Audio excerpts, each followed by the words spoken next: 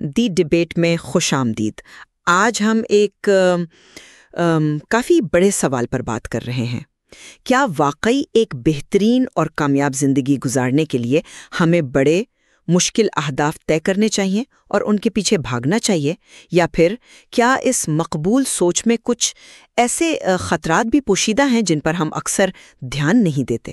بالکل، اور مرکزی نقطہ یہی بنتا ہے کہ کیا ہمیں اپنی ساری توانائی، اپنی ساری توجہ ہمیشہ بڑے اونچے خوابوں پر ہی مرکوز رکھنی چاہیے، یا پھر اس سوچ کے جو ممکنہ منفی اثرات ہیں ان کو بھی سمجھنا ضروری ہے۔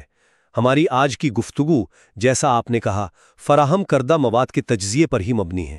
جی، تو میرا ماننا ہے کہ بڑے اہداف طے کرنا اور انہیں حاصل کرنے کی جو کوشش ہے وہ انسان کی ترقی، اس کی صلاحیتوں کو نکھارنے اور زندگی میں آپ کہہ لیں اطمینان حاصل کرنے کے لیے بہت ضروری ہے۔ یہ ہمیں آگے بڑھنے کی تحریک دیتی ہے۔ جبکہ میں یہ سمجھتا ہوں کہ صرف بڑے اہداف پر ضرورت سے زیادہ زور دینا وہ نقصان دہ بھی ہو سکتا ہے۔ کامیابی کے لیے ایک زیادہ محتاط رویہ اپنانے کی ضرورت ہے جو حالات اور سیاق و سباق کو بھی مد نظر رکھے۔ تو آئیے اسی نقطے سے شروع کرتے ہیں۔ دیکھیں، بڑے اور چیلنجنگ اہداف کا پیچھا کرنا وہ ہماری اندرونی نفسیاتی ضروریات کو پورا کرتا ہے۔ ایک مشہور نظریہ ہے سیلف ڈٹرمنیشن تھیوری، یعنی خود ارادیت کا نظریہ، جسے ایڈ ڈیسی اور رچرڈ رائن نے پیش کیا۔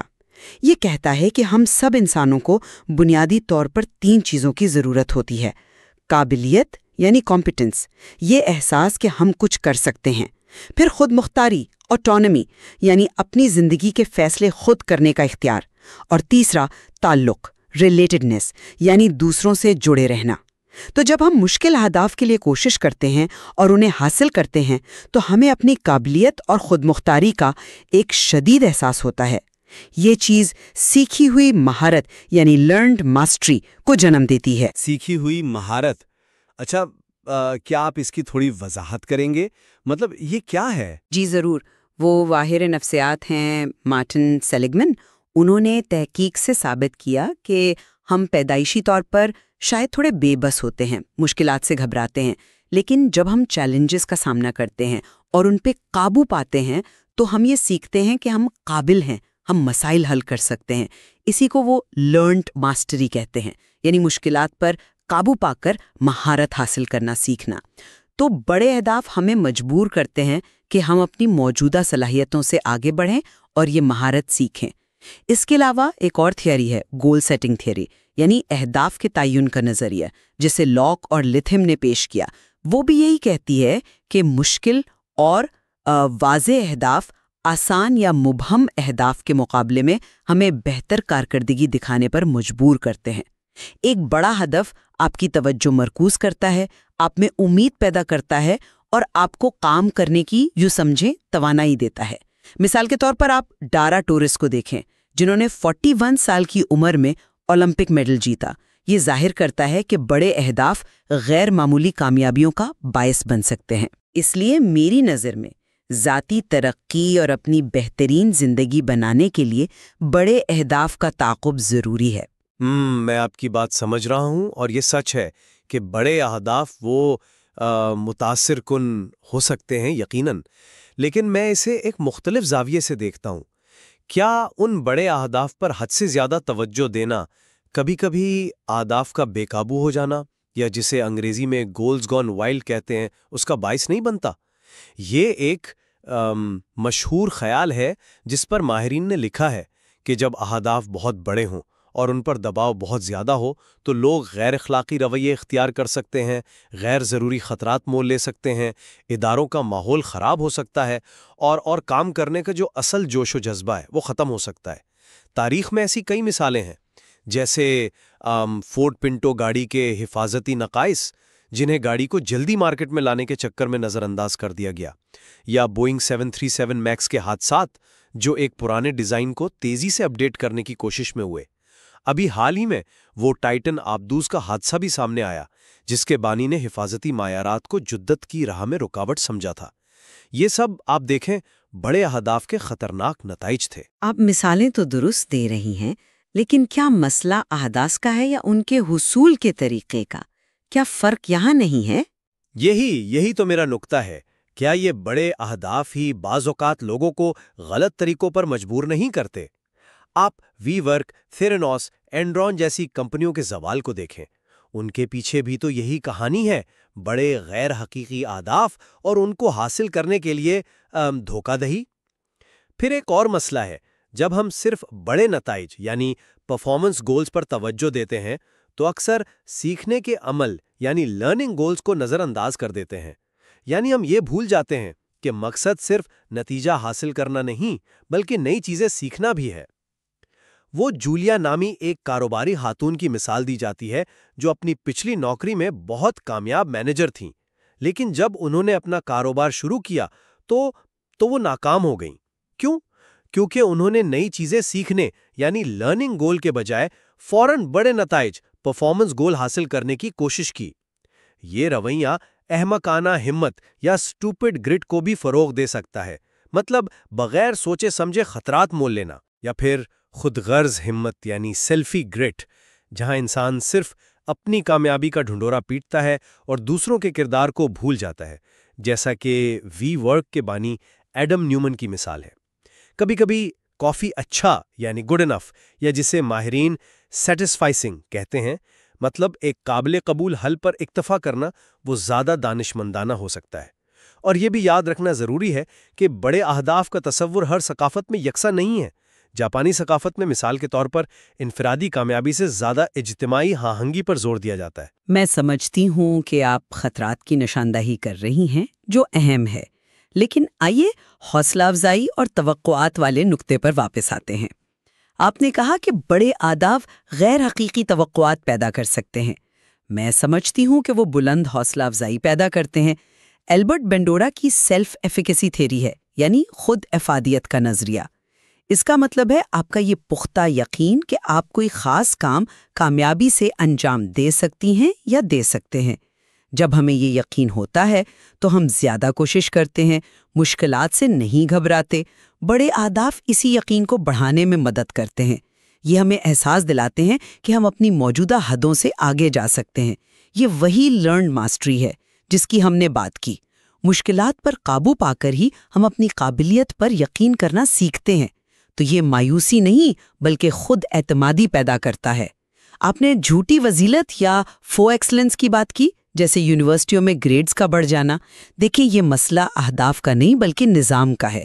مسئلہ یہ ہے کہ ہم محنت اور سیکھنے کے بجائے صرف ظاہری نتائج کو اہمیت دے رہے ہیں. بڑے اہداف کا مطلب غیر حقیقی ہونا نہیں بلکہ چیلنجنگ ہونا ہے. ایک اچھا ہدف وہ ہے جو آپ کو محنت پر اکسائے، نہ کہ جو ناممکن ہو. یہ دلچسپ نقطہ ہے، لیکن میں اسے تھوڑا مختلف انداز سے دیکھتا ہوں. آپ خود افادیت اور سیکھی ہوئی مہارت کی بات کرتے ہیں جو اہم ہے، لیکن کیا یہ بڑے اہداف، خاص طور پہ جب معاشرہ، والدین، ادارے سبھی بڑا سوچو بڑا کرو کا نعرہ لگا رہے ہوں، کیا یہ نوجوانوں پر ایک غیر معمولی قسم کا دباؤ نہیں ڈالتے؟ آپ نے یونیورسٹیوں میں گریڈ انفلیشن کا ذکر کیا، یعنی اے گریڈز کا بہت عام ہو جانا. جیسے ییل اور ہارورڈ میں تقریباً 80% طلباء کو اے مل رہا ہے. اس سے کیا ہوتا ہے؟ طلباء پر یہ دباؤ بڑھ جاتا ہے کہ وہ کلاس روم سے باہر کچھ غیر معمولی کر کے دکھائیں تاکہ وہ دوسروں سے ممتاز نظر آئیں. یہ ایک فو ایکسلنس یعنی جھوٹی یا دکھاوے کی قابلیت کا کلچر بناتا ہے. کیا یہ ممکن نہیں کہ مسلسل بڑے اہداف کے پیچھے بھاگنے کی یہ جو ثقافت ہے، یہ ہمیں مجموعی طور پر زیادہ مایوسی اور ذہنی دباؤ کی طرف لے جا رہی ہو، خاص طور پہ جب لوگ ان بظاہر غیر حقیقی معیاروں تک نہیں پہنچ پاتے؟ کیا ہر بڑا ہدف واقعی ایک بہتر ہدف ہوتا ہے؟ یا کبھی کبھی چھوٹے، زیادہ قابل حصول اہداف مقرر کرنا وہ زیادہ صحت مند اور پائیدار ترقی کا باعث بن سکتا ہے؟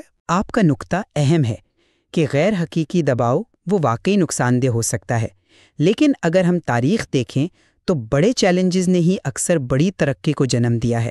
مثال کے طور پر 14ویں صدی میں یورپ میں طاعون یعنی بلیک ڈیتھ پھیلی، جس نے آبادی کا بڑا حصہ ختم کر دیا. ایک بہت ہی بڑا چیلنج تھا. لیکن اسی تباہی کے بعد نشاط ثانیہ یعنی رینیسانس کا دور آیا، جس میں علم، فن، سائنس اور معاشرت میں بے مثال ترقی ہوئی. اسی طرح ذاتی سطح پر جب ہم کوئی بڑا مشکل ہدف حاصل کرتے ہیں تو ہمیں حقیقی کامیابی اور اپنی قابلیت کا احساس ہوتا ہے۔ یہ وہی سیلف ڈٹرمنیشن تھیوری کی بات ہے۔ قابلیت کا احساس ہماری بنیادی ضرورت ہے۔ جب ہم یہ محسوس کرتے ہیں کہ ہاں میں یہ مشکل کام کر سکتی ہوں تو یہ ہماری مجموعی خوشی اور فلاح و بہبود کے لیے ضروری ہے۔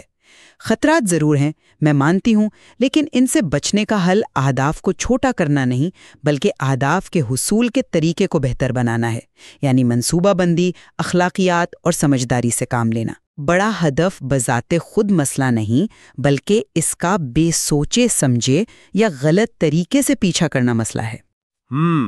یہ دلیل سننے میں تو اچھی لگتی ہے، لیکن کیا آپ نے اس بات پر غور کیا ہے کہ بڑے اہداف کا یہ اندھا دھند تعاقب یہ کتنی بار اخلاقیات، حفاظت اور انسانوں کی بھلائی کو قربان کرنے کا سبب بنتا ہے؟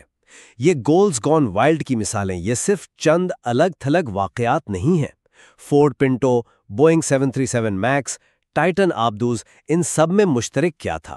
بڑے بظاہر شاندار اہداف، سستی کار، جدید طیارہ، گہری سمندری سیاحت، اور ان اہداف کو حاصل کرنے کے لیے حفاظت اور اخلاقیات کو یوں کہیں پس پشت ڈال دیا گیا۔ اینرون اور وی ورک جیسی کمپنیوں نے اپنے بڑے عزائم کو پورا کرنے کے لیے جان بوجھ کر دھوکہ دہی کی۔ تو کیا عظیم مقصد ہمیشہ ذرائع کو جائز قرار دیتا ہے؟ آپ نشاط ثانیہ کی مثال دیتے ہیں جو ایک مثبت نتیجہ تھا، لیکن کیا تاریخ ایسے عظیم منصوبوں سے بھری نہیں پڑی جنہوں نے انسانیت کو ناقابل تلافی نقصان پہنچایا؟ مسئلہ صرف غیر دانشمندانہ تعاقب کا نہیں ہے۔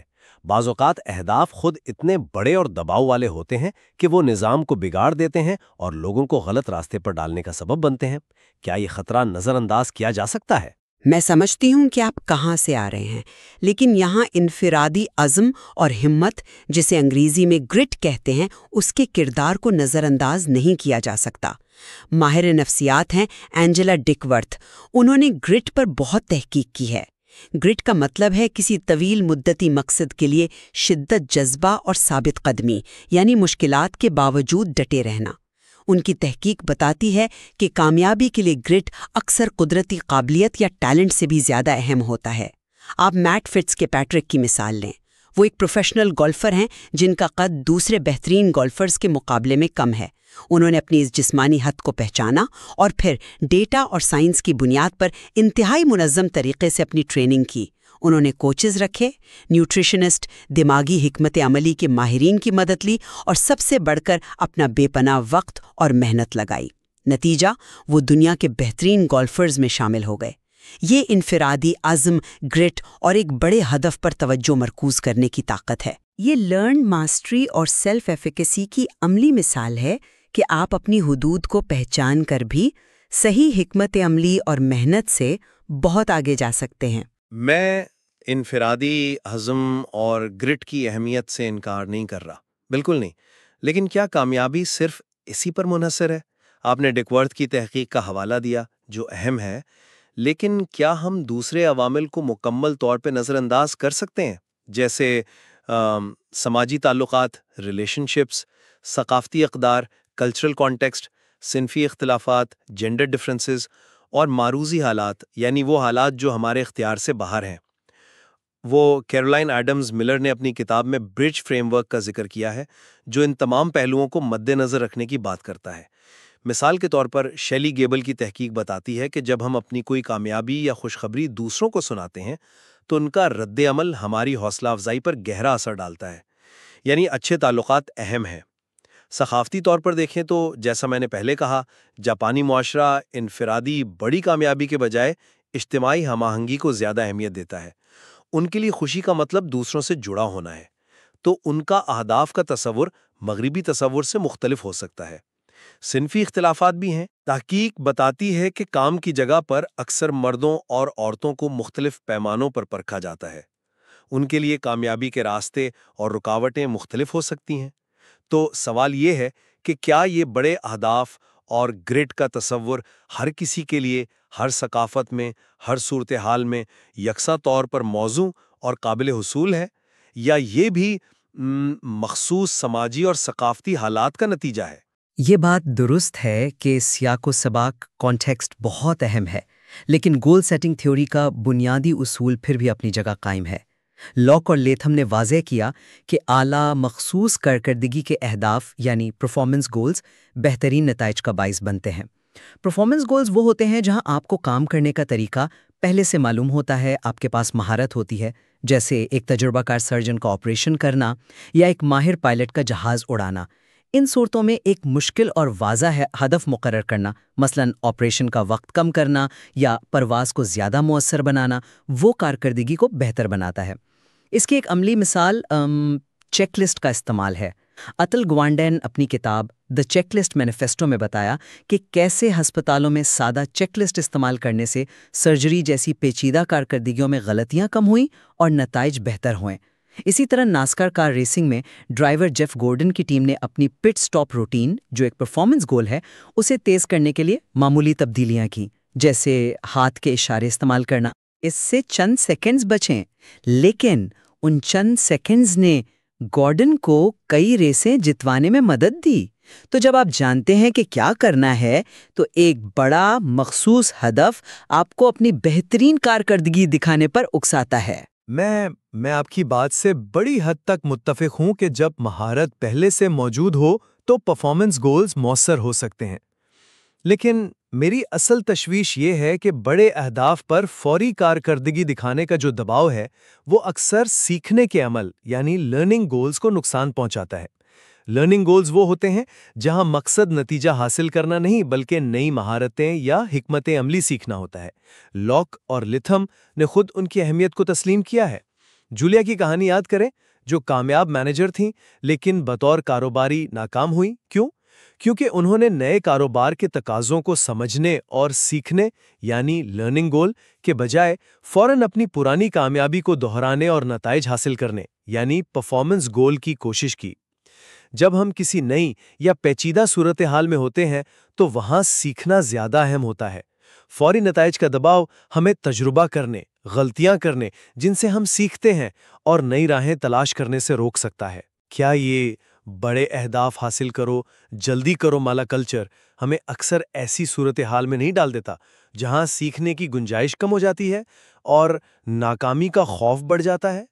کیا ہمیں کارکردگی کے اہداف کے ساتھ ساتھ سیکھنے کے اہداف کو بھی اتنی ہی اہمیت نہیں دینی چاہیے، خاص طور پر آج کی تیزی سے بدلتی ہوئی دنیا میں جہاں ہمیں مسلسل نئی چیزیں سیکھنے کی ضرورت ہے؟ بلا شبہ سیکھنے کے اہداف بہت اہم ہیں اور جولیا کی مثال اس کو واضح کرتی ہے، لیکن میرا بنیادی موقف اب بھی یہی ہے کہ بڑے اہداف چاہے وہ کارکردگی کے ہوں یا سیکھنے کے، وہ ہمیں اپنی صلاحیتوں کی حدود کو آگے بڑھانے کی ترغیب دیتے ہیں۔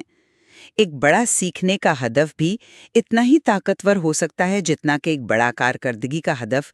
مثال کے طور پر یہ کہنا کہ میں اگلے سال ایک نئی زبان میں مہارت حاصل کروں گی، یہ ایک بڑا سیکھنے کا ہدف ہے۔ اصل بات توازن کی ہے اور یہ سمجھنے کی کہ کس صورتحال میں کون سا ہدف زیادہ مناسب ہے۔ تو خلاصہ یہ کہ بڑے اہداف کا تعین اور ان کا تعاقب انسانی صلاحیتوں کو نکھارنے، گہرا اطمینان حاصل کرنے اور ایک بامعنی زندگی گزارنے کے لیے ایک طاقتور ذریعہ ہے۔ یہ ہمیں لرنڈ ماسٹری یعنی مشکلات پر قابو پا کر اپنی قابلیت پر یقین کرنا سکھاتا ہے۔ اور میرا خلاصہ یہ ہے کہ بڑے اہداف کے تعاقب میں صرف جوش نہیں بلکہ ہوش بھی ضروری ہے۔ دانش مندی، احتیاط، حالات کو سمجھنا اور ممکنہ منفی پہلوؤں پر غور کرنا لازمی ہے۔